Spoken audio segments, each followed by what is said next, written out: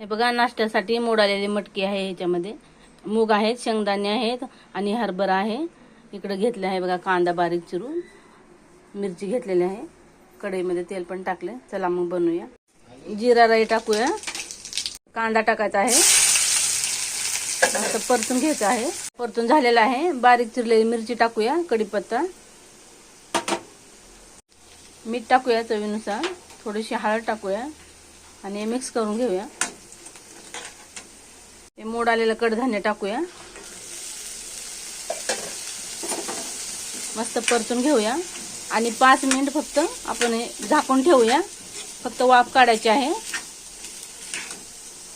ताट उघडून बघूया. गरम मसाला टाकूया, थोडीशी कोथिंबीर टाकूया. तर तयार झाला आहे नाश्ता. नाश्ता तयार झालेला आहे.